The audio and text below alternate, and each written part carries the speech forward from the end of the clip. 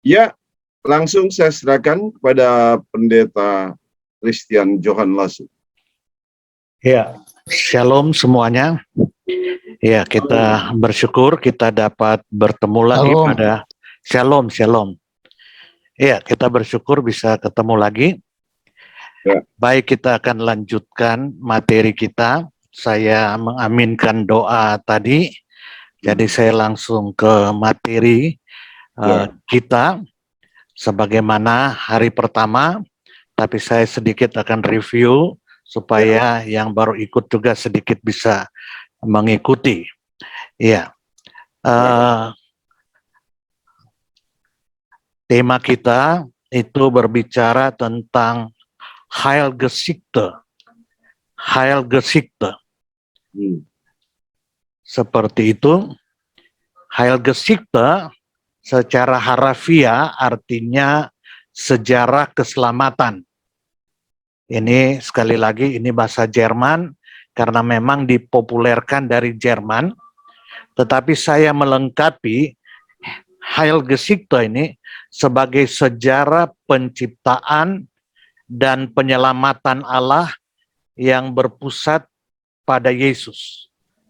Allah hanya mencipta dan menyelamatkan hanya berpusat pada Yesus Kristus.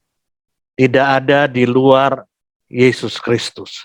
Itulah yang dibukakan oleh Alkitab dan itulah yang diimani oleh kita.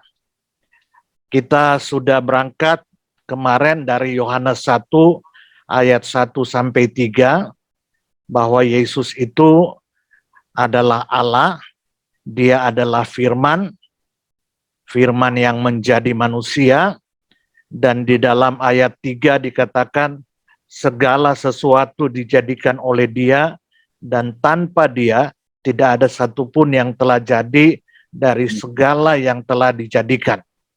Jadi semua ciptaan baik di sorga maupun di bumi diciptakan dalam Yesus. Yang kedua juga yang kita sudah baca, bukan saja penciptaan, tetapi keselamatan juga berpusat pada Yesus.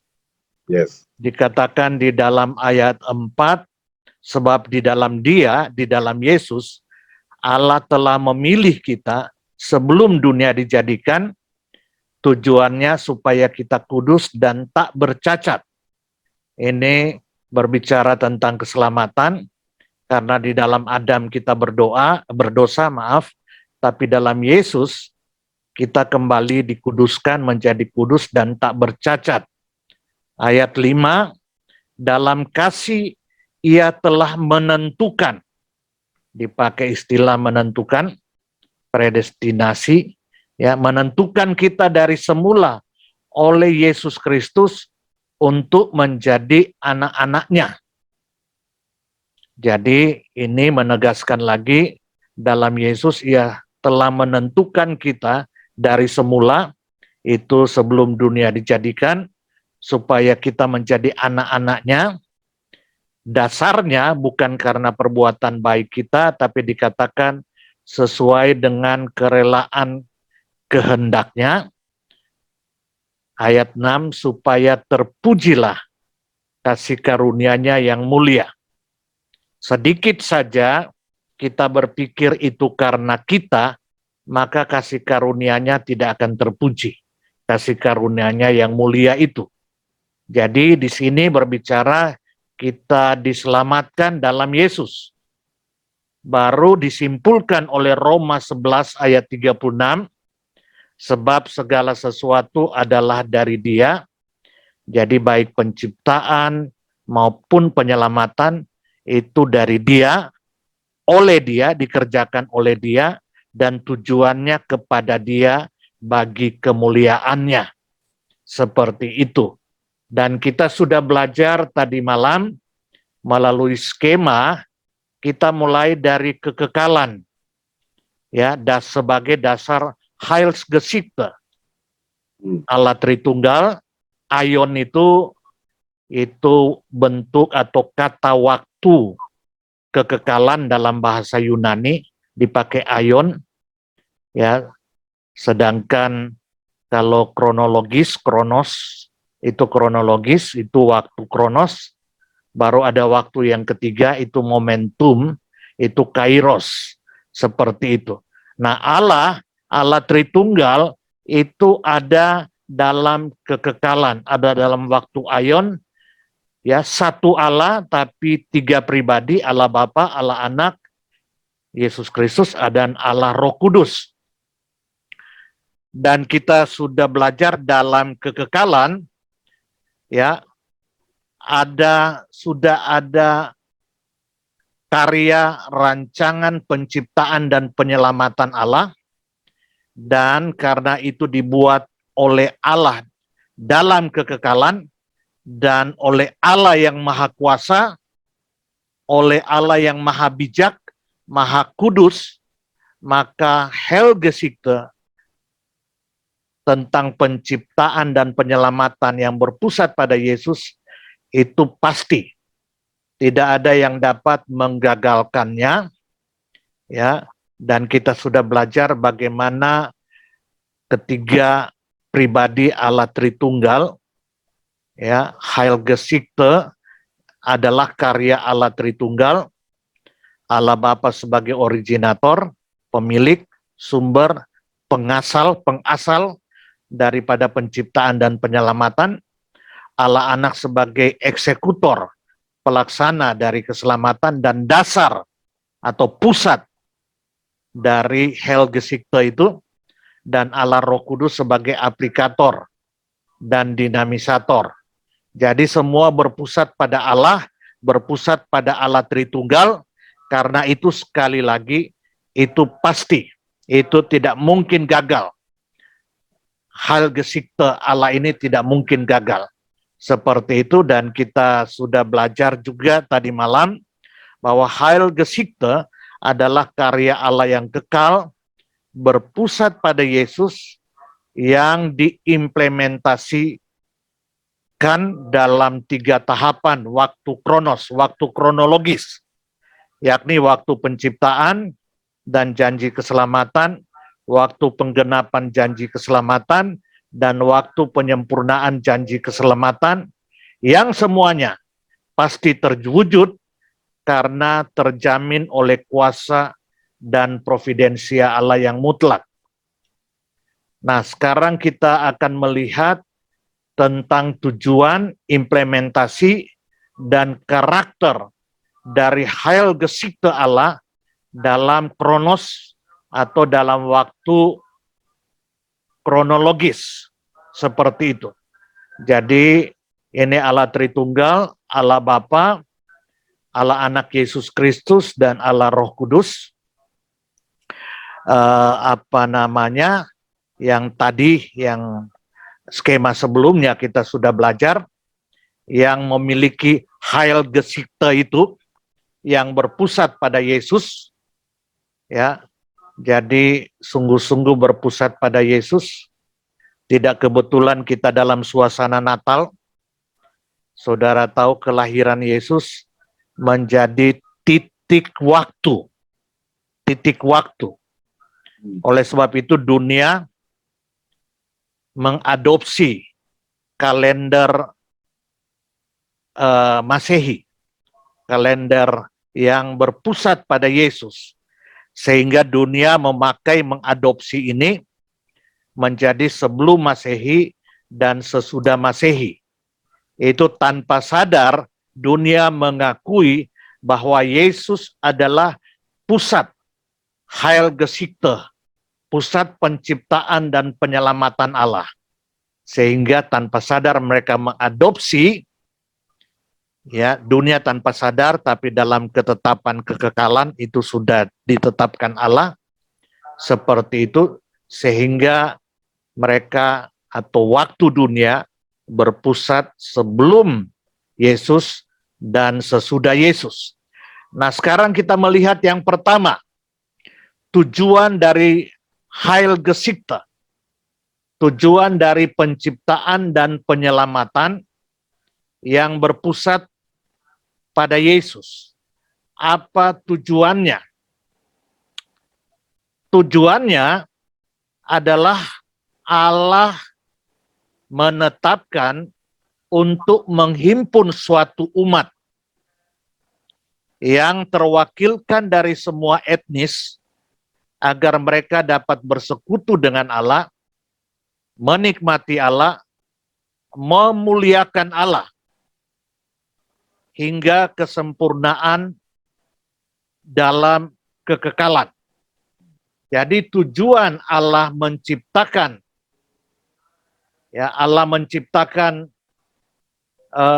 dan menyelamatkan dalam Yesus, tujuannya adalah untuk menghimpun suatu umat,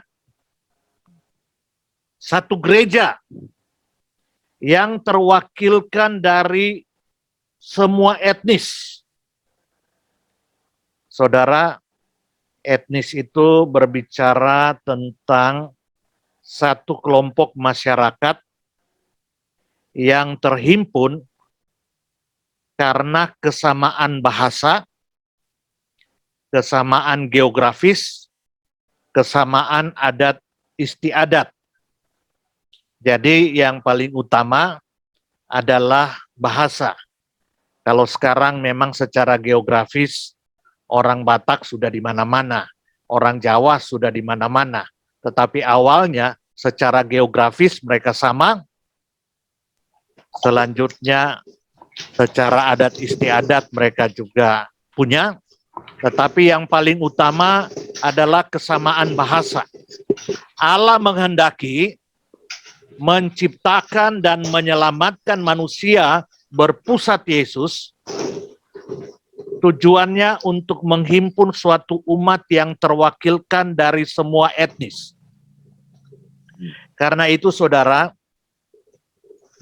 perintah pemuridan Matius 28 ayat 19 sampai ayat 20, perintah pemuridan, pergilah, jadikanlah semua bangsa. Kata bangsa di situ dari kata etnis. Jadi kita diperintahkan untuk pergi, menjadikan semua etnis. Bukan dalam pengertian bangsa, nation, yang terdiri dari berbagai etnis. Tetapi lebih spesifik, semua etnis.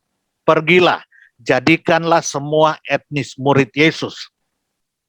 Itu sebabnya dalam Matius 24 ayat 14, Injil Kerajaan Allah ini harus menjadi kesaksian bagi semua etnis terlebih dahulu, barulah tiba kesudahannya. Jadi sebelum semua etnis mendengar Injil dan terwakilkan di sorga, apakah terwakilkan banyak atau sedikit, yang pasti semua etnis harus terwakilkan, baru tibalah kesudahannya. Kalau kita melihat dalam kitab Wahyu, dilihat oleh Yohanes, umat Allah yang terhimpun di sorga itu terwakilkan dari semua suku dan bahasa. Berbicara terwakilkan dari semua etnis. Saya berpikir, mengapa harus pergi menjadikan semua etnis murid Yesus? Mengapa Injil Kerajaan Allah harus menjadi kesaksian terlebih dahulu bagi semua etnis? Baru tibalah kesudahannya. Karena apa saudara? Kita tahu bersama, sebelum peristiwa Menara Babel, umat Allah itu cuma satu bahasa, cuma satu etnis. Cuma satu etnis. Menarik untuk diteliti bahasanya apa, seperti itu. Cuma satu bahasa. Tetapi karena mereka tidak mau pergi memenuhi bumi, sebagaimana tujuan penciptaan, beranak cuculah, penuhilah bumi. Mereka tidak mau, mereka tetap ingin kumpul bersama. Dan untuk itu mereka bangun Menara Babel. Akhirnya Tuhan menghukum mereka. Cara Tuhan menghukum mereka adalah dengan mencerai-beraikan mereka sampai ke ujung-ujung bumi dengan memecahkan bahasa-bahasa. Jadi orang Batak Toba dengan bahasa Toba kumpul sesama orang berbahasa yang sama. Jadi awalnya kumpul secara geografis di sekitar Toba. Orang Jawa juga begitu, bahasa Jawa di Pulau Jawa. Jadi terserak sampai ke ujung bumi karena perbedaan bahasa. Perbedaan bahasa. Nah, hati Tuhan dengan Heilgeschichte-nya, dengan rancangan penciptaan dan penyelamatannya berpusat Yesus, itu untuk menghimpun kembali umatnya yang tercerai-berai di dalam bahasa-bahasa. Karena itu, pergilah, jadikanlah semua etnis murid Yesus. Sebelum itu terjadi, kesudahan alam tidak akan terjadi. Ya, kedatangan Yesus kedua kali tidak akan terjadi, saudara-saudara. Ya, tidak akan terjadi.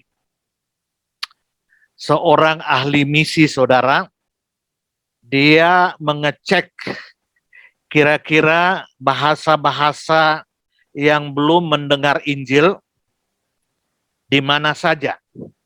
Dia keliling Amerika Selatan, Amerika Utara, Eropa, Afrika, Asia. Akhirnya dia sampai di Indonesia, bahkan dia sampai ke Papua sana, saudara. Papua itu, saudara, maaf, kulitnya hitam, rambutnya keriting, tetapi ada sekitar 200 lebih bahasa di sana. Dengan kata lain, ada 250 barangkali etnis di sana. Saya pernah pelayanan ke sana, saudara. Mereka tahu saya orang Manado.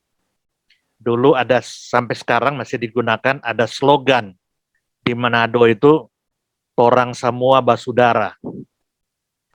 Waktu saya pelayanan di sana, mereka bilang, Pak Pendeta, kalau di Manado itu ada slogan ya, torang semua basudara. Iya benar, betul itu. Kalau kami lebih dari basudara, Pendeta. Oh apa? Orang semua kembar, katanya. Jadi saya pikir benar juga. Saya hampir 2 minggu baru bisa mengenal mana Joni, mana Jamie, mana Matius, mirip. Maaf sekali lagi, mirip. Ya, tetapi itu mereka itu ada sekitar 250 bahasa di sana. Ya, bahasa di dunia paling banyak ada di Indonesia dan terbanyak di Papua sana. Dan saudara, karena itu semua bahasa di dunia, termasuk bahasa di Papua, saudara, itu harus terwakilkan di sorga, saudara. Ya, tujuan Allah dengan Heilgeschichte-nya, penciptaan dan penyelamatan yang berpusat Yesus, itu untuk menghimpun semua etnis. Saudara, mungkin kita tidur di gereja, saudara. Gereja yang nyaman, yang sejuk, tetapi Injil terus bergerak, terus berjalan, mencapai sampai kepada etnis yang terakhir, mencapai sampai ke ujung bumi, sampai ke ujung bumi. Tujuan pencurahan Roh Kudus itu supaya kita menjadi saksi, ya, Yudea, dari Yerusalem, Yudea, Samaria sampai ke ujung bumi, saudara, mencapai semua etnis. Ya, saudara akan kaget, begitu luar biasa misi terpusat di Papua, sehingga rasa-rasanya sekarang ini tidak ada bahasa, tidak ada lagi bahasa di Papua atau etnis di Papua, tidak ada lagi yang belum mendengar Injil. Tidak ada lagi yang tidak terwakilkan di sorga. Ya, bahkan sampai ada etnis atau suku yang tinggal di pohon pun dicapai dengan Injil. Jadi hati Bapa adalah untuk menghimpun kembali etnis-etnis ini, bahasa-bahasa ini, menjadi umatnya hingga kesempurnaan kekekalan sorga. Hingga kesempurnaan kekekalan sorga. Nah, pakar misi yang saya cerita tadi, dia katakan bahwa kemungkinan besar Indonesia ini adalah ujung bumi misi. Ya, misi kemungkinan besar berakhir di Indonesia.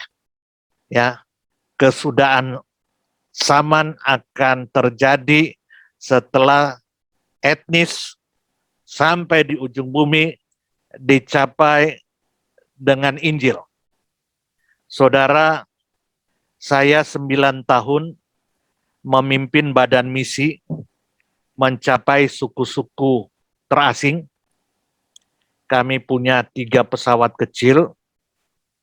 Kami melayani ada di Kalimantan, ada di Sulawesi Tengah, ada di Pulau-Pulau Maluku, ada di Papua, saudara. Ya, kami membuat video penginjilan di satu suku di Pulau Taliabu, itu suku Mangei, saudara. Itu kami punya penginjil bertepatan orang Amerika, ya, dia masuk ke suku ini, suku Mangei, dan luar biasa dia diterima. Karena mengapa dia diterima? Karena seakan-akan Tuhan sudah mempersiapkan mereka. Tuhan sudah mempersiapkan mereka, saudara, akan datang, kata orang tua-tua katanya, akan datang orang yang tinggi besar, putih katanya. Apa yang dia bawa, dengarlah. Itu menolong mereka diterima. Jadi pada waktu masuk ke etnis Mangei ini, di Pulau Taliabu ini, biasa misionaris kami mencari kontak person. Kontak person ini menjadi kunci untuk dia belajar bahasa. Karena saudara, sulit saudara, kalau kita bahasa Inggris, bahasa Jerman ada kamusnya. Tapi kalau bahasa di suku-suku terasing, saudara, tidak ada kamus. Bagaimana mau mempelajari, bagaimana membuat materi penginjilan dalam bahasa suku mereka tidak tahu bahasa lain. Dan akhirnya kontak person ini, seorang anak muda ini, itu yang pertama-tama menerima Yesus. Menerima Yesus. Akhirnya dia begitu bersemangat, begitu menggebu-gebu, tiba-tiba papanya meninggal, saudara. Papanya meninggal, dia sangat sedih, dan teman saya misioneri datang berkunjung. Tiba-tiba anak muda ini menatap misioneri kami, dia katakan, saya mau bicara dengan saudara. Saya mau bicara. Mereka keluar, pergi di bawah pohon, dan dia tanya kepada misionaris kami yang bertepatan dari Amerika, saudara. Bapak datang dari negeri Amerika. Sudah berapa lama orang Amerika mendengar Injil? Wah, ini misioneri kami ini agak bingung dengan sejarah. Ya, sejarah misinya juga di Amerika, saudara. Mungkin 400 tahun, katanya mungkin 300 tahun. Ya, tiba-tiba anak muda ini mukanya merah dan mendadak dia marah. Dia marah dan dia katakan, sudah 300 tahun, 400 tahun suku Bapak mendengar Injil, kenapa Bapak baru datang sekarang? Sehingga papa saya mati tanpa Yesus. Bapak tidak adil. Tidak adil. Tidak adil. Suku Bapak sudah 300-400 tahun mendengar Injil. Kenapa baru datang? Wah, kaget juga misionaris kami, saudara. Jadi kadang-kadang kita ini tidak adil. Ya, Heilgeschichte, penciptaan dan penyelamatan Allah berpusat pada Yesus, itu diperuntukkan bagi semua etnis, tetapi kita tidak adil. Kita sering berpusat kepada etnis kita, kepada diri kita, dan kita tidak pergi untuk memberitakan Injil, untuk mengikuti hati Bapa, menghimpun satu umat Allah yang terwakilkan dari semua etnis. Dan saudara, di sana tadi dikatakan ya, tujuan Heilgeschichte adalah untuk menghimpun satu umat yang terwakilkan dari semua etnis agar mereka dapat bersekutu dengan Allah, menikmati Allah, memuliakan Allah hingga kesempurnaannya dalam kekekalan. Saudara, Allah Maha Kudus, Allah Maha Benar, tidak ada dosa yang dapat bersekutu dengan Allah. Di dalam diri Allah tidak ada satu titik dosa. Karena Dia Maha Kudus, Maha Benar, artinya kekudusan dan kebenarannya mutlak. Sehingga tidak ada satu titik dosa. Ketika Adam berdosa, maka otomatis Adam terpisah dari Allah. Dia diusir dari Taman Eden, akibatnya dia mati rohani, terpisah dari Allah. Kemudian dia mati tubuh, dan kalau tidak diselamatkan, dia mati kekal, saudara. Dia mati kekal. Tidak punya akibat, tidak punya persekutuan dengan Allah karena dosa. Tetapi melalui Heilgeschichte Allah yang berpusat pada Yesus, manusia, etnis, kembali dapat bersekutu dengan Allah, menjadi anak-anak Allah. Kenapa harus melalui Yesus? Karena hanya Yesus satu-satunya. Kalau Adam tidak memenuhi syarat kekudusan dan kebenaran Allah karena dia berdosa, satu-satunya yang memenuhi standar kekudusan dan kebenaran Allah itu cuma Tuhan Yesus. Tuhan Yesus 100% Allah, 100% manusia. Dia bukan lahir sebagai atau dari benih Adam. Dia tidak lahir dari proses pembuahan spermatozoa dan ovum. Langsung Roh Allah membuahi ovum Maria, sehingga lahirlah Yesus, sehingga Yesus tanpa dosa dan tidak bisa berdosa karena kesatuan kealahan dan kemanusiaan. Bahkan jadi Tuhan Yesus satu-satunya yang memenuhi standar kebenaran Allah tanpa dosa. Tadi malam saya sudah menyinggung, Dia adalah firman yang menjadi manusia. Dan Yohanes 17 ayat 17 berkata firman itu adalah kebenaran. Jadi kalau Yesus adalah firman yang menjadi manusia, berarti Tuhan Yesus adalah kebenaran yang menjadi manusia. Minta maaf, ini bukan arogan, tapi inilah yang dinyatakan dalam Alkitab. Hanya Tuhan Yesus satu-satunya yang pernah membuat pernyataan, akulah jalan, Dan akulah kebenaran, akulah hidup. Akulah jalan dan kebenaran dan hidup. Mengapa? Karena Dia adalah kebenaran, Dia adalah firman yang menjadi manusia. Jadi satu-satunya manusia yang memenuhi standar kebenaran Allah cuma Tuhan Yesus. Dia bukan saja memenuhi standar kebenaran Allah, tetapi Dia juga memenuhi standar keadilan Allah ganti kita. Upah dosa adalah maut, kematian dalam 3 dimensi, mati rohani, mati tubuh, mati kekal. Tetapi Tuhan Yesus datang. Dia tidak berhenti di Natal. Dia terus sampai mati di kayu salib. dan pengakuan iman rasuli kita luar biasa merumuskan dia disalibkan, mati, dikuburkan, turun ke dalam kerajaan maut, turun sampai ke dalam totalitas mati, termasuk mati kekal dalam kengerian neraka, ganti kita. Sehingga mengapa harus berpusat Yesus? Karena hanya Yesus yang dapat menyelesaikan masalah dosa kita dan masalah upah dosa kita.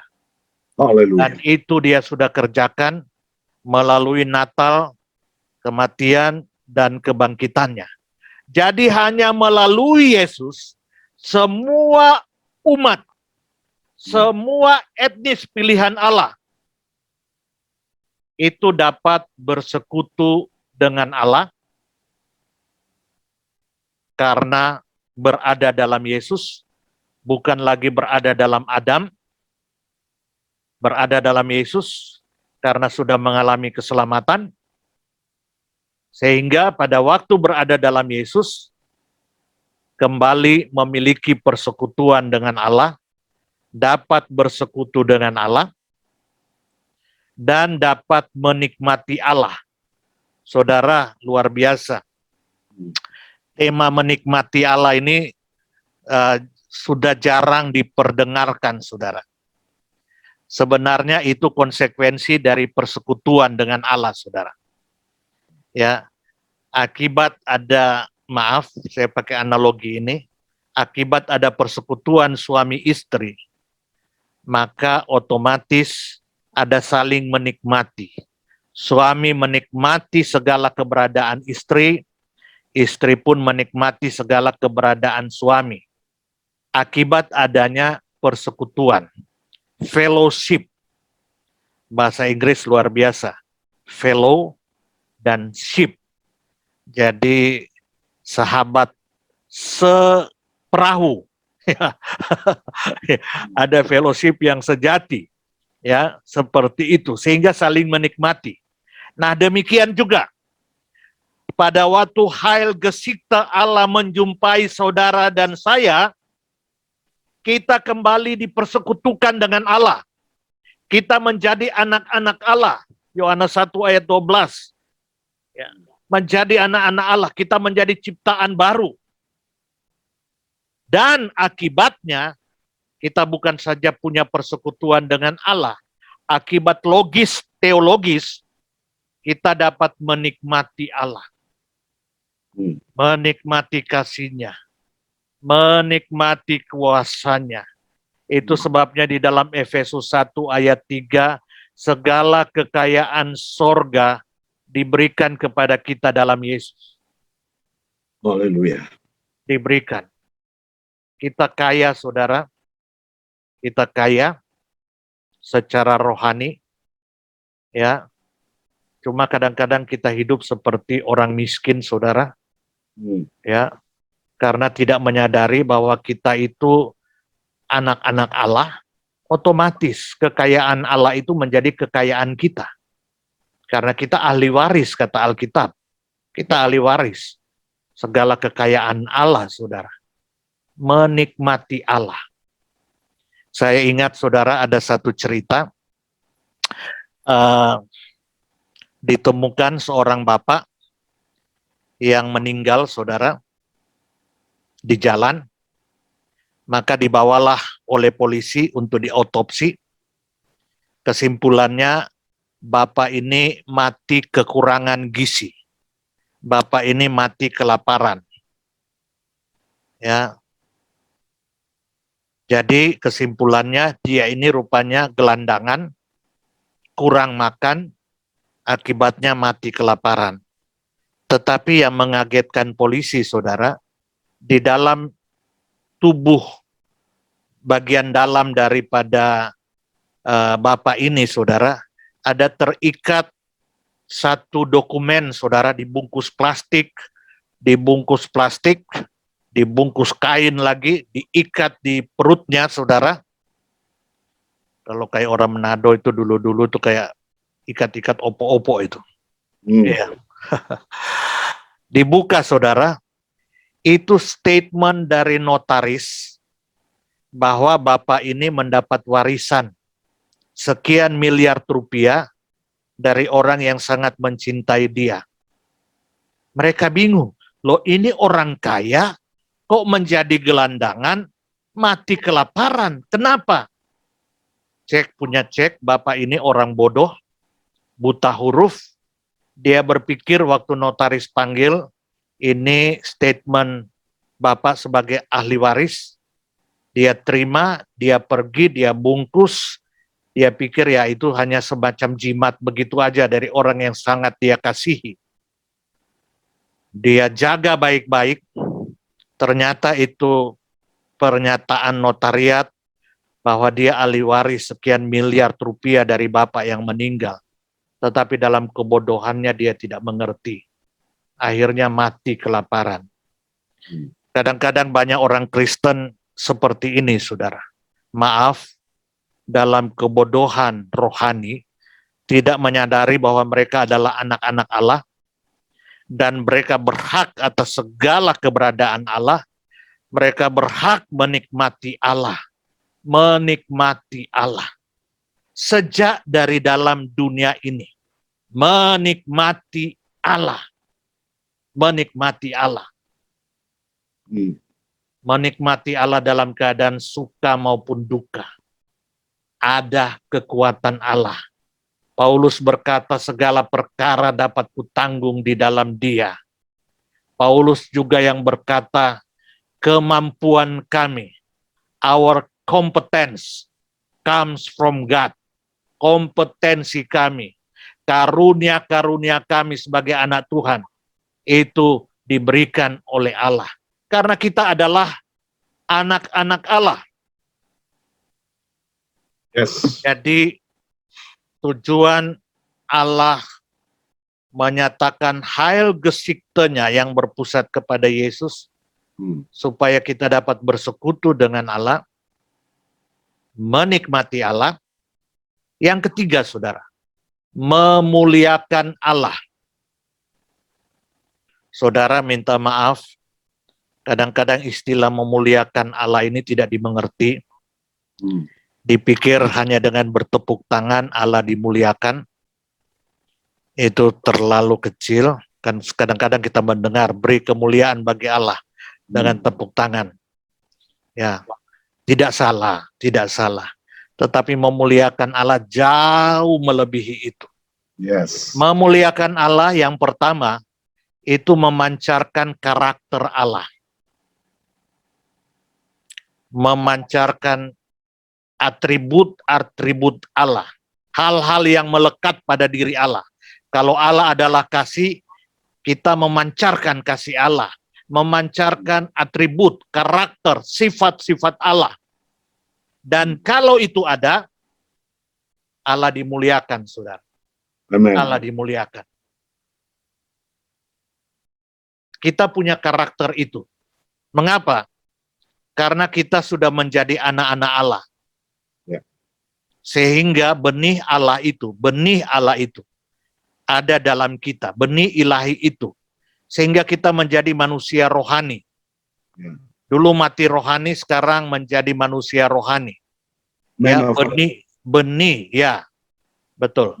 Man of God. Man of God, manusia Allah. Seperti itu, manusia Tuhan. Sehingga kita ya ada benih ilahi. Sehingga kita punya potensi memancarkan karakter Allah. Karena benih ilahi itu ada pada kita sebagai anak Allah.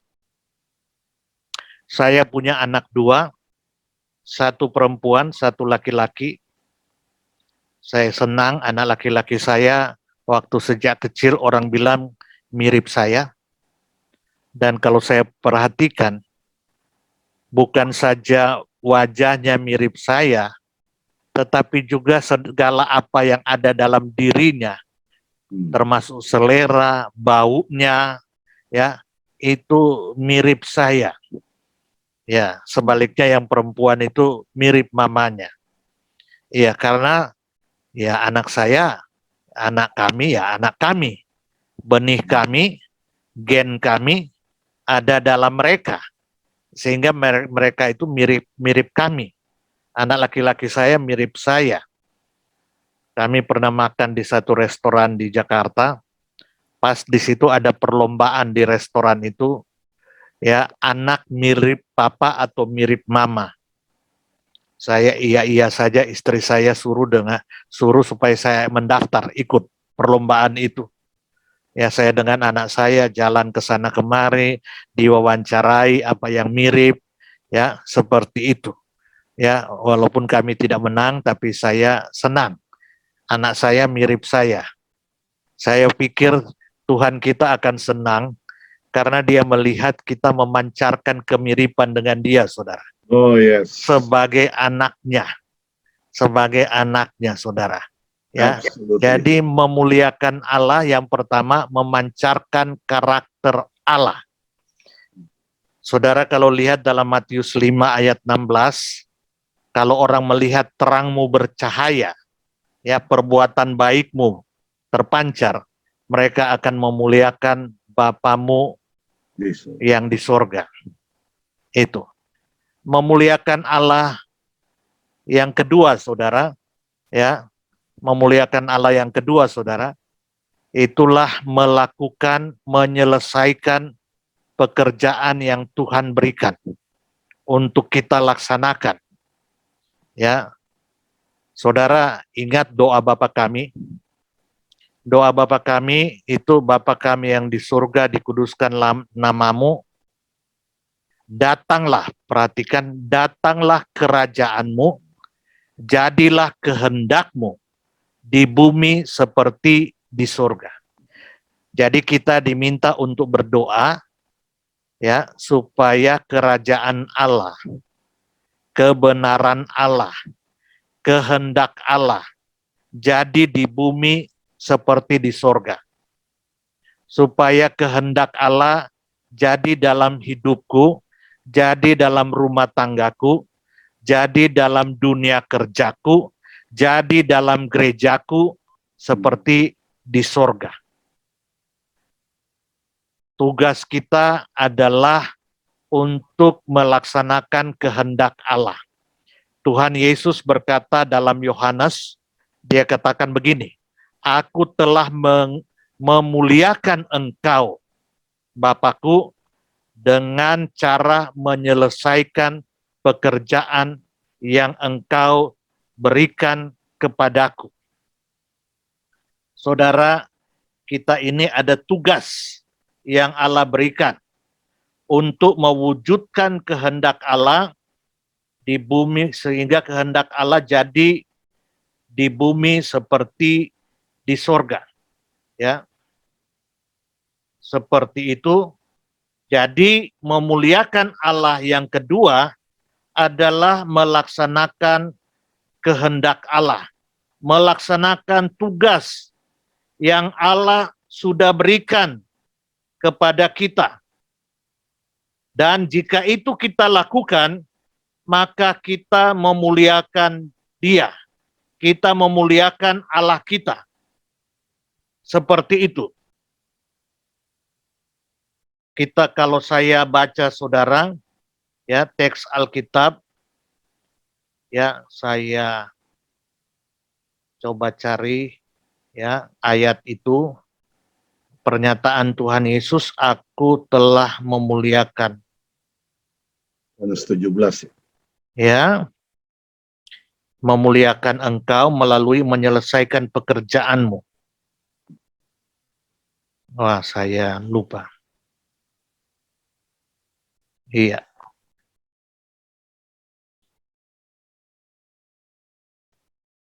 Silakan kalau ada yang bisa lebih dulu dari saya mendapatkannya. Sebentar.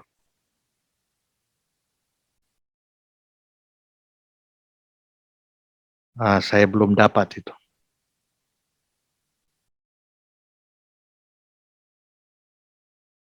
Iya, kalau ada yang dapat bisa sebut di chat.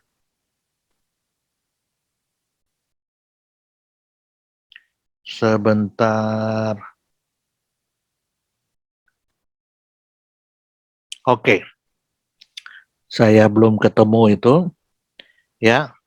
Pernyataan Tuhan Yesus, aku telah memuliakan engkau, ya, dengan cara menyelesaikan pekerjaan yang engkau berikan. Ya. Jadi memuliakan Allah. Yang kedua adalah melaksanakan kehendak Allah. Supaya kehendak Allah jadi di bumi seperti di surga. Supaya kehendak Allah jadi di bumi seperti di surga. Dengan demikian, kalau kita melakukan itu, maka kita memuliakan Allah, memuliakan Bapa kita yang di surga. Seperti itu. Memuliakan Allah yang ketiga, itu melaksanakan mandat Allah. Ada 3 mandat agung, saudara. Ada 3 mandat agung. Kadang-kadang orang Kristen cuma mempersempit mandat agung itu, ya, hanya Matius 28 ayat 19 sampai 20. Tetapi minimal ada 3 mandat agung, ya. Yakni yang pertama, mandat budaya.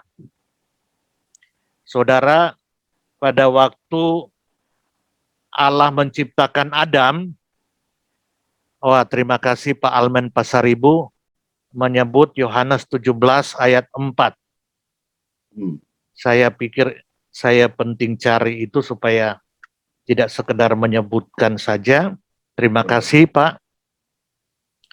Yohanes 17 ayat 4, saya baca untuk kita. Aku telah mempermuliakan engkau di bumi dengan jalan menyelesaikan pekerjaan yang engkau berikan kepadaku untuk melakukannya. Ya, jadi memuliakan Allah itu melalui menyelesaikan pekerjaan yang Allah berikan kepada kita. Kalau kita bandingkan dalam Efesus 2 ayat 1 secara khusus ayat 10, ya. Itu berbicara tentang keselamatan, ya, dan di sana dikatakan kita diselamatkan oleh iman, itu bukan hasil usaha kita, itu pemberian Allah. Ya, tujuannya supaya kita melaksanakan pekerjaan yang Allah telah berikan kepada kita, seperti itu. Jadi dengan demikian kita mencari tahu apa kehendak Tuhan melalui Alkitab dan melaksanakan kehendak Tuhan, maka dengan demikian kita memuliakan Allah kita. Dan yang ketiga, melaksanakan 3 mandat agung Allah. Mandat pertama, mandat budaya.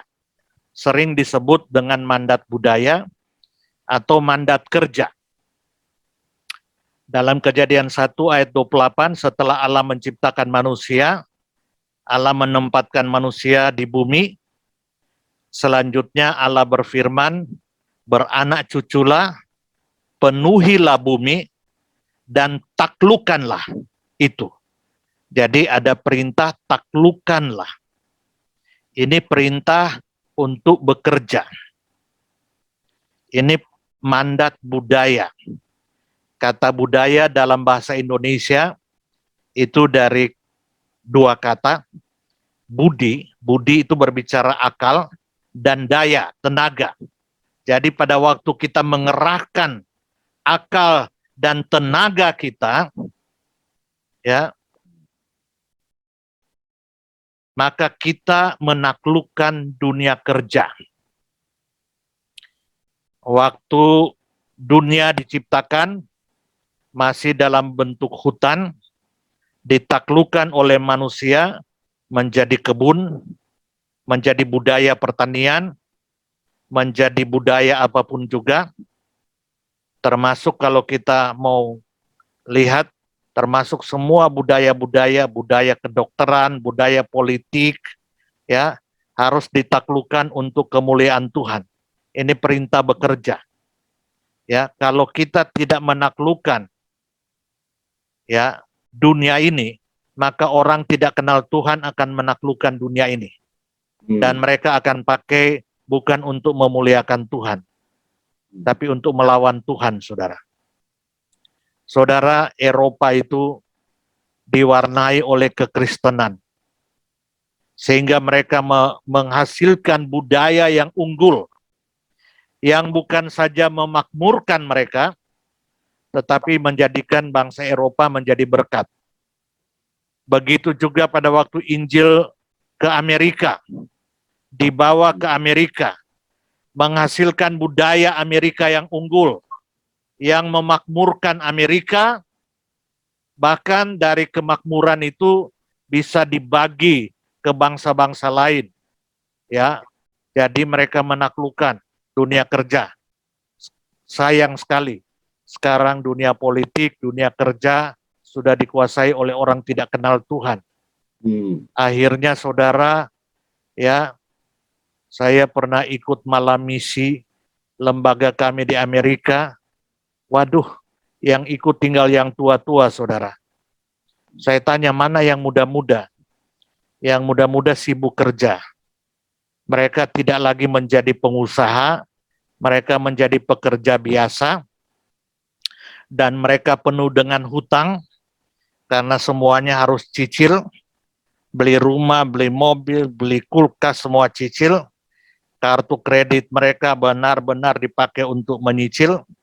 Oleh sebab itu mereka harus kerja keras, tidak ada waktu lagi ke gereja. Mengapa? Karena level-level orang penting, baik politik, bisnis, pendidikan, kedokteran, sudah dikuasai oleh orang yang tidak kenal Tuhan. Mengerikan, padahal Eropa, Amerika itu dibangun berdasarkan kekristenan, dan dasar-dasar itu yang diadopsi oleh Jepang dan sebagainya, menghasilkan budaya yang luar biasa. Tapi orang Kristen sendiri sudah meninggalkan itu. Interupsi? Iya. Bisa interupsi? Iya. Nah, pertanyaannya, kenapa bisa terjadi seperti itu? Karena adanya polarisasi pengkutupan dalam kekristenan yang menganggap selain penginjilan, selain pekerjaan gereja, itu semua duniawi. Dianggap begitu. Dianggap politik itu duniawi. Jadi sudah mulai memisah-misahkan, ada dunia sekuler, ada dunia profan. Ada rohani, ada sekuler. Ada duniawi, ada rohani.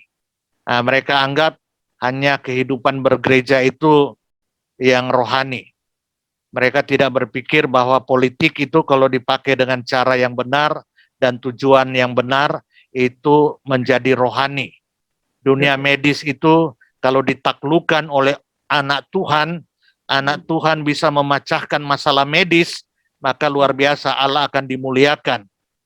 Kalau dunia pendidikan ditaklukkan oleh anak Tuhan, menghasilkan pendidik-pendidik yang luar biasa, yang takut Tuhan, maka Allah akan dimuliakan dan multiplikasinya akan kemana-mana dari dunia pendidikan.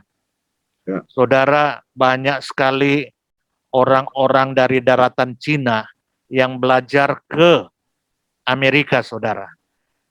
Ya, dan banyak dari mereka selain dapat ilmu, dapat Yesus. Puji Tuhan. Dan merekalah yang menjadi kaki tangan membangun kemakmuran, termasuk penginjilan. Ya, sekarang ada tulisan di internet, kemungkinan tahun 2030 kekristenan di daratan Cina akan menjadi 300 juta. Waduh, luar biasa. Ya, pertanyaan berikut, Pak Kris, sorry. Sebelum lupa ini. Jadi ada yang beranggapan bahwa Eropa itu sekarang kekristenannya menurun karena kemakmuran. Bagaimana pandangannya, Pak Kris? Iya. Apapun juga, kemiskinan maupun kemakmuran tanpa Yesus itu berbahaya. Ya, jadi Eropa itu meninggalkan Yesus. Jadi saudara, ya ini sudah masuk lebih jauh, saudara. Kalau saudara pernah dengar ada kalimat kapitalisme dan sosialisme. Ya. Ya.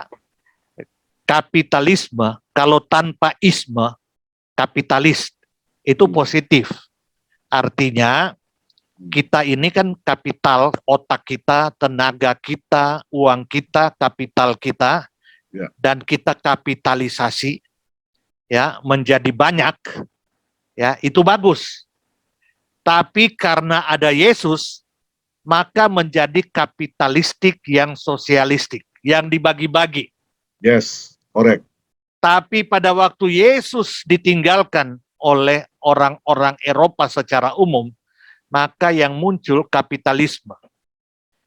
Jadi menumpuk kekayaan tanpa kasih lagi. Tidak lagi sosialistik. Maka muncullah antitesis dari kapitalisme. Itulah sosialisme.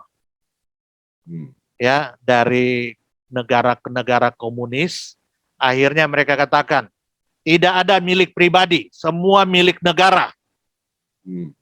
Seperti itu. Dibagikan secara merata. Sosialisme. Muncul antitesis sosialisme. Nah itu, mengapa? Karena Yesus menghilang. Dan itu yang terjadi sekarang, ateisme makin menjadi-jadi di sana. Kalau saudara lihat biodata orang, mungkin di Facebook atau di mana, banyak sekali yang menyebut diri sebagai free thinker. Ya. Iya. Singapura banyak. Iya, di Singapura juga banyak ya. Free thinker. Sudah anti Tuhan semua. Seperti itu. Jadi pada waktu Yesus disingkirkan dari keadaan apa saja, apakah kemakmuran atau penderitaan, maka penderitaan dan kemakmuran akan menjadi kutuk. Ya, bukan menjadi berkat tapi menjadi kutuk. Jadi bukan semata-mata karena kemakmuran ya. Bukan. Ya, orang miskin juga kan kalau dalam Tuhan kan penderitaan bisa mendatangkan kebaikan toh. Ya. Kalau dalam Tuhan seperti itu. Jadi kemiskinan maupun kemakmuran, kekayaan bisa membahayakan kita. Kalau tanpa Yesus, tanpa dimuridkan secara benar. Ya, berarti pembinaannya. Betul sekali. Itu yang akhirnya sekarang Eropa dan Amerika membutuhkan Injil lagi dari Indonesia. Ya. Jadi mudah-mudahan Pak Roy Suwu di sana kembali menginjili orang Amerika ya. Ya. Menginjil di jalan sudah 20 tahun lebih itu. Wah, luar biasa itu dia, apalagi seperti itu ya. Jadi itu mandat agung, Ya, taklukkanlah bumi, mandat budaya untuk Tuhan. Baru yang kedua, mandat pemuridan. Pergilah, jadikanlah semua bangsa muridku. Baptislah dan ajarlah. Jadi ada perintah, mandat agung menjadikan semua etnis murid Yesus. Caranya membaptis dan mengajar.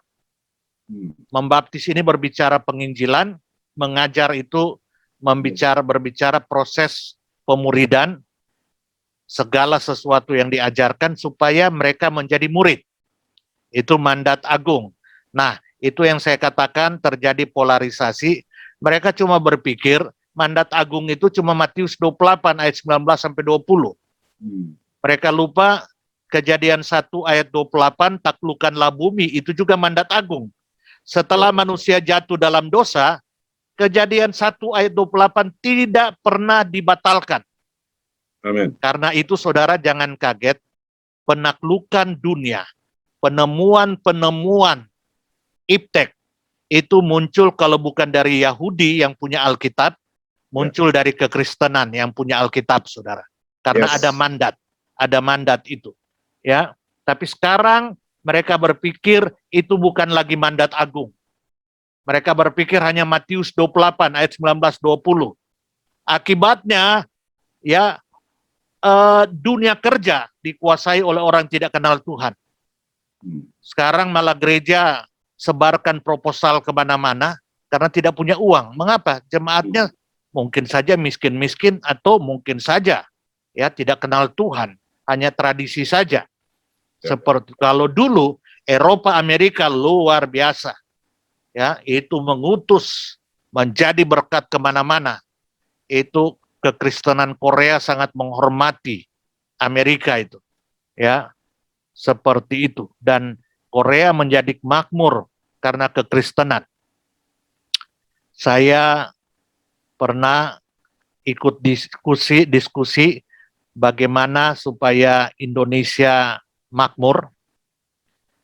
Ya, saya bicara, saya katakan kalau mau Indonesia sungguh-sungguh makmur dan makmurnya itu menjadi berkat, hentikan diskriminasi kepada orang percaya.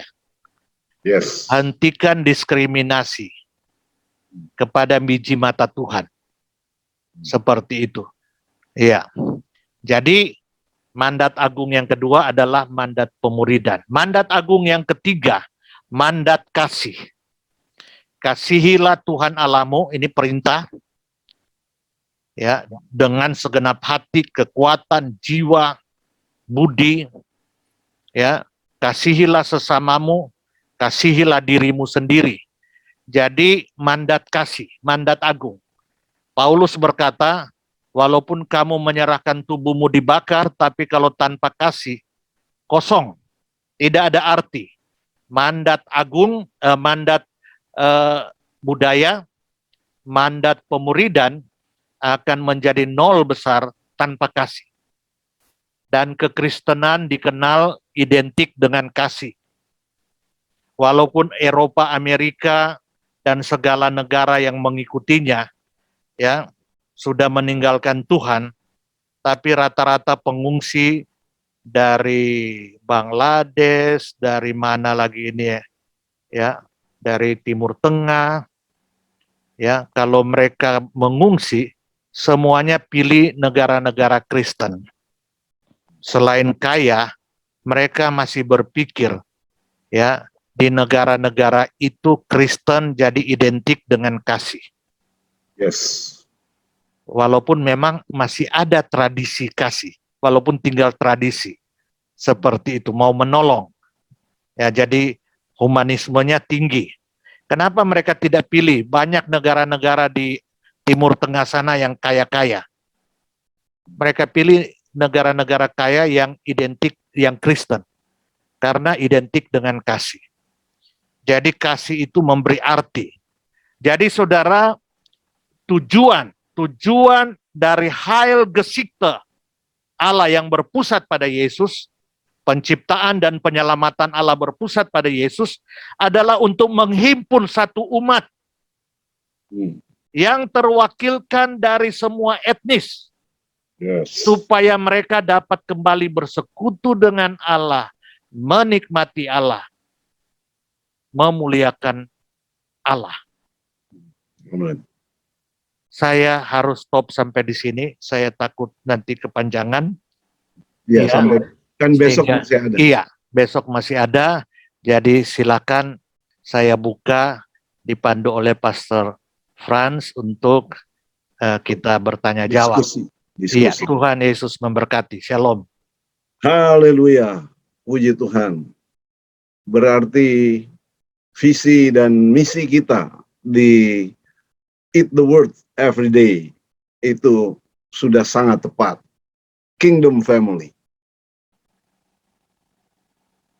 Menjadi keluarga kerajaan Allah. Itu kesimpulan dari Pendeta Dr. Christian Lasso tadi kan? Iya. Datanglah kerajaan. Heilgeschichte. Kesimpulan dari Heilgeschichte itu adalah supaya kita semua tidak pandang dari suku mana, dari bangsa mana, tapi kita semua dipersatukan di dalam Yesus. Kita menjadi kingdom family, menjadi keluarga kerajaan Allah. Orang-orang yang sudah dipindahkan dari kerajaan gelap masuk ke dalam kerajaan terang atau kerajaan Allah. Kerajaan yang tidak dapat digoncangkan. Ya, silakan yang mau bertanya, kita pergunakan waktu Ya, saat ini karena sudah 9.24, kita punya waktu setengah jam sampai jam 10. Waktu Singapura. Waktu Singapura ya. 9.24 sekarang waktu Singapura sama dengan waktu Manado. Ya, untuk Jakarta, Indonesia Barat 8.24. Ya, pergunakan waktu yang ada. Yang mau bertanya silakan.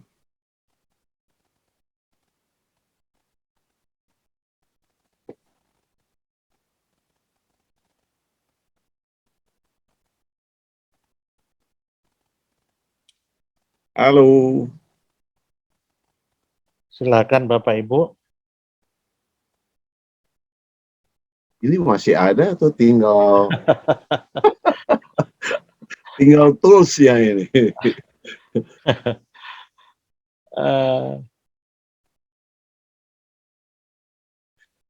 Ini silent night ini. Saya tanya ya, Pak. Pak Filemon, silakan. Ini Pak Filemon 2 malam berturut-turut ini. Iya. Untuk meramaikan Puji Tuhan. silent night. Silakan Pak Filemon. Pak Christian, tadi kan ada dicatat ada mandat budaya, ada juga tadi memuliakan Allah ya, memancarkan sifat-sifat atribut Allah dan lain-lain. Termasuk tadi itu saya juga tadi mau tanya sebenarnya ke Pak Christian yang tadi yang keliling tadi untuk melihat ke etnis-etnis mana saja Injil sudah diberitakan, itu sampai mana dia sudah gitu. Setelah sampai Papua tadi apa sudah selesai kelilingnya dan kesimpulannya bahwa semua etnis sudah mendengar tentang kabar sukacita tentang Yesus Kristus, atau memang masih berjalan dia untuk menelusuri ke daerah-daerah yang lain. Karena saya yakin itu juga bagian dari akhir zaman tadi ya, sampai etnis terakhir nanti yang mendengar tentang Injil kebenaran Kristus. Nah, mungkin disitulah perwujudan dari wahyu yang mengatakan mungkin yang diutamakan nanti dari ke-12 suku di Israel, baru ada juga dari umat yang lain kan gitu disebutkan di wahyu ya.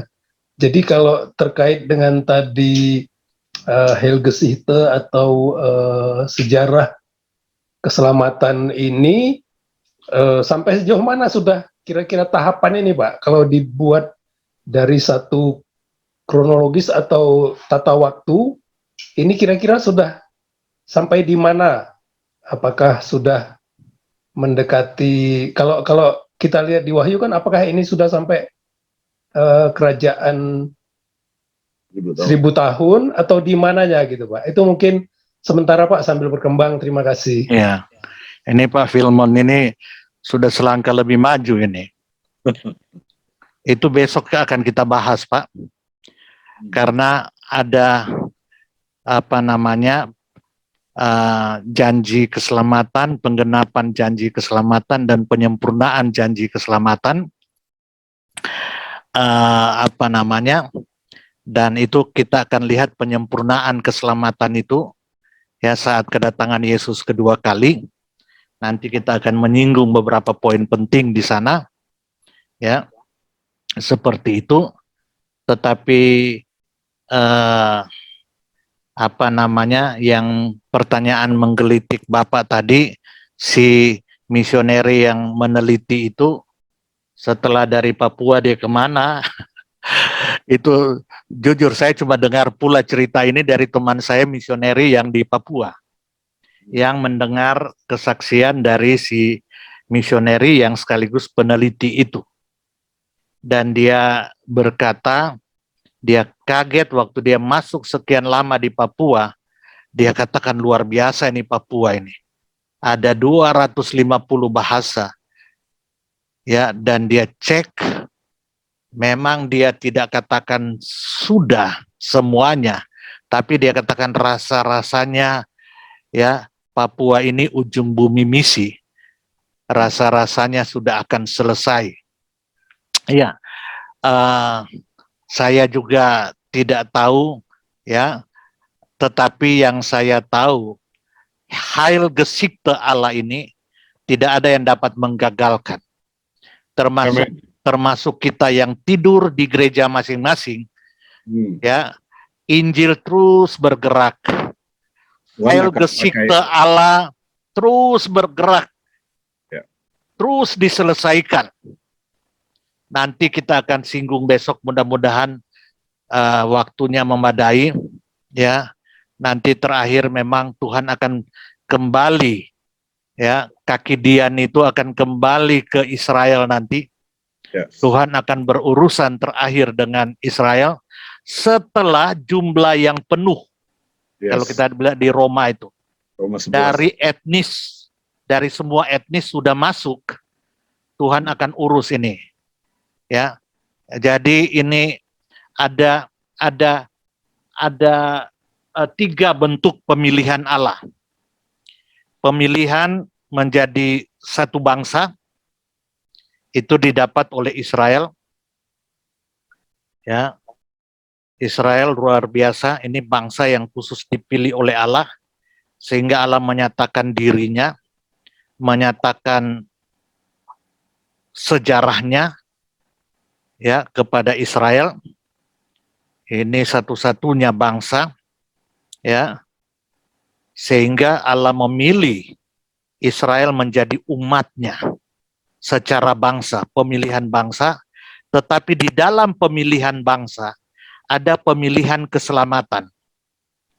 Itu sebabnya Tuhan Yesus pernah berkata, tidak semua orang Israel adalah orang Israel asli. Jadi orang Israel asli itu adalah orang Israel yang menerima Yesus, ya, yang menerima Mesias. Jadi kalau dia menerima Mesias, ya, dia mengalami pemilihan yang utuh, pemilihan sebagai satu bangsa, tapi pemilihan untuk keselamatan juga. Baru yang ketiga ada pemilihan untuk pelayanan tertentu atau bentuk-bentuk pelayanan tertentu. Ya, seperti itu. Jadi ini Israel, tapi kita tahu bersama luar biasa. Yang dipilih ini bukan bangsa baik-baik. Ini bangsa yang tegar tengkuk ini. Ya, yang terus melawan Allah, yang terus dihukum oleh Allah, bertobat, buat dosa, dihukum lagi, puncaknya dosa menyalibkan anak Allah, menyalibkan Mesias yang mereka tunggu, mereka salibkan. Akibatnya saudara, terjadi diaspora tahun 70, sampai segala penjuru mata angin. Israel terusir, kehilangan tanah. Tanahnya gonta-ganti dikuasai oleh bangsa-bangsa lain, terutama bangsa Arab, saudara. Tetapi luar biasa. Saya sendiri tidak tahu asal-usul suku saya ini dari mana aslinya. Sudah berasimilasi dan seterusnya, bisa kehilangan identitas.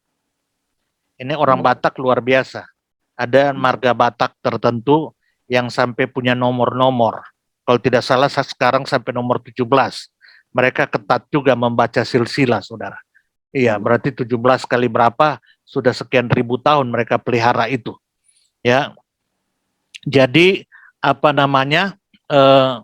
ini Israel luar biasa, mestinya mereka itu sudah berasimilasi, hilang identitas, hilang bahasa. Saya aja dengan umur saya sekian, saya sudah mengalami 3 kali bahasa Indonesia berubah. Mulai bersatoe, kita tegoe, ya, mulai dari cinta dulu TIJIEN sampai sekarang tinggal CINTA, cinta. 3 kali berubah. Mungkin anak-anak kita sudah tidak tahu lagi kalau mau baca itu bahasa Indonesia yang dulu itu bersatoe dan sebagainya itu. Sudah cuma dalam berapa tahun sudah berubah. Apalagi ribuan tahun, tapi luar biasa ini bangsa ini bahasanya tetap sama, ya, tetap keisraelannya tetap sama, khususnya ya Yehuda itu, saudara.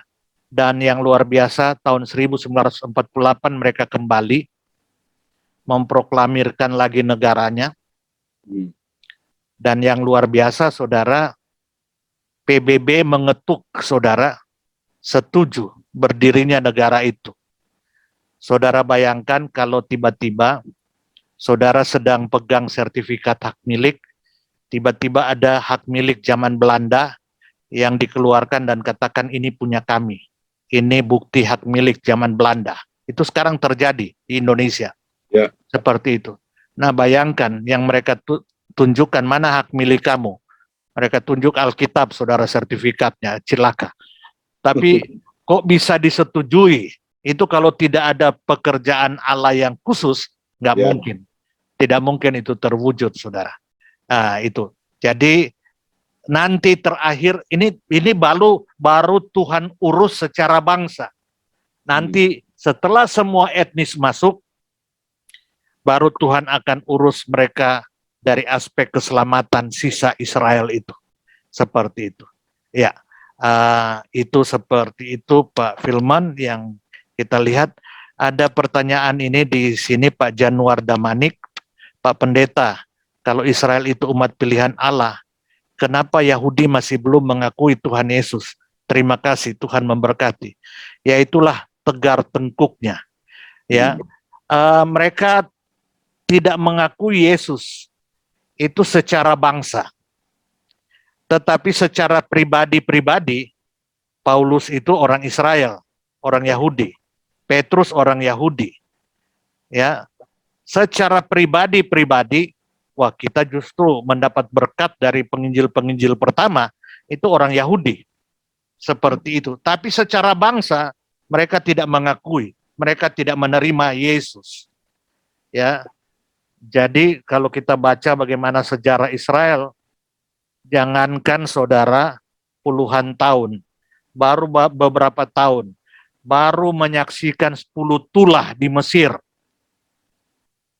Waktu mereka lari, bertemu dengan Laut Teberau. Sudah marah-marah dan sudah kutuk-kutuk Musa. Ya. Menyaksikan Laut Teberau terbelah, mujizat Tuhan. Ketemu kekurangan air, marah-marah sampai akhirnya Musa berdosa. Seperti itu. Musa naik di Gunung Sinai. Mereka tunggu sekian lama, tidak muncul-muncul. Mereka suruh Harun, paksa Harun, bikin sesembahan. Bikin patung lembu emas. Luar biasa nih bangsa ini. Mereka harus dihukum Tuhan berputar-putar 40 tahun. Mereka harus dibuang ke Mesir. Mereka harus dibuang ke Asyur. Yang menarik, saudara, yang dibuang ke Asyur itu Israel Utara, saudara. 10 suku. Yang dibuang ke Babel itu 2 suku, Yehuda dan Benyamin. Dan yang kembali itu memang dari Babel. Jadi Yehuda dan Benyamin. Yang 10 suku ini, itu mereka masih cari di mana. Sehingga ada usaha katanya, orang Batak katanya masuk ke parlemen Israel untuk mengetes apakah orang Israel salah satu suku. 10 suku yang hilang. Seperti itu, karena ada Israel hitam dari Ethiopia, ada yang dari Cina baru pulang, kembali difasilitasi, ya. Jadi secara khusus memang Yehuda karena kelahiran Yesus, ya Mesias itu memang dari jalur Yehuda ke Daud dan seterusnya, Serubabel. Jadi itu yang agak khusus. Jadi itulah keadaan mereka. Ya, tetapi secara pribadi, Injil dibawa oleh Paulus orang Israel asli, suku Benyamin, orang Farisi malah dia, Petrus dan sebagainya. Tetapi secara bangsa, sampai sekarang coba lihat di tembok ratapan itu, teriak-teriak minta Mesias datang. Itu bukan Mesias datang pertama kali yang mereka minta, kedua kali, tapi yang pertama kali karena mereka belum mengakui. Ya, seperti itu. Jadi itu Pak Damanik, ya, yang saya secara ringkas menyampaikan sejarah tentang Israel ini. Demikian.